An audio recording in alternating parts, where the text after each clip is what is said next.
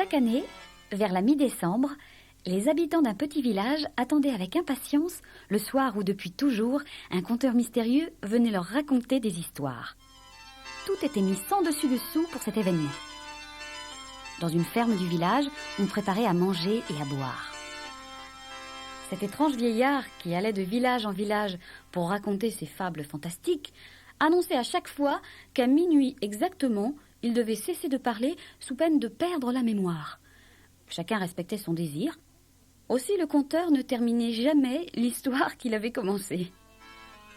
Cette année-là, il y avait une petite fille dans l'assistance qui écoutait, fascinée, le fabuleux récit du vieil homme. Une légende incroyable, des aventures merveilleuses avec des disparitions, des apparitions et des sortilèges.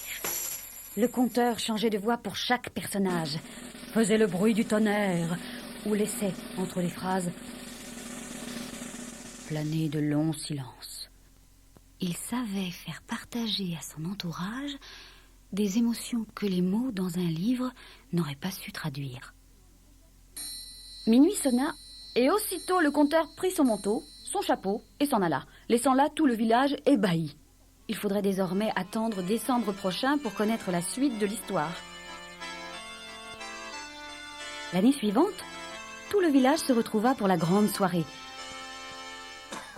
Quand le conteur entra, il semblait un peu plus vieux, mais dès qu'il prit la parole, il redevint aussi jeune qu'un enfant, aussi riche qu'un marchand de la ville, et plus terrifiant que le diable lui-même.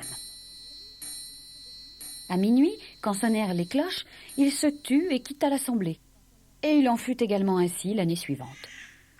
Mais quand revint décembre, on apprit que le conteur ne pouvait plus se déplacer. Les villageois organisèrent pourtant la soirée. On raconta des blagues, on dansa, mais le cœur n'y était pas. On aurait tant voulu savoir la suite de l'histoire. Peu de temps après, on annonça la mort du conteur. Alors, la fillette se mit à inventer toute seule la suite de l'histoire. Elle se la récita. Et quand l'hiver revint, elle proposait de raconter la suite à la place du conteur. Comme c'était une enfant douée et pleine d'imagination, on accepta, avec un léger sourire, de l'entendre. Elle s'assit donc à la place du conteur. Elle se trouva d'abord très intimidée par le regard des gens, mais elle ferma les yeux pour mieux se souvenir de tous les personnages qu'elle avait inventés. Commença à parler, les yeux fermés.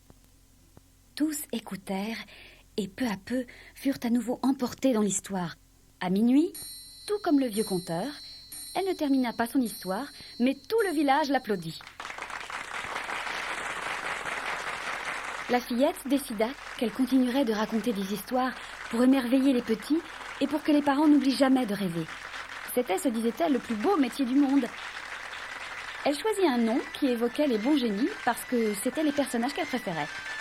Elle se fait appeler Jean et parcourt aujourd'hui la France pour raconter des histoires de tous les continents.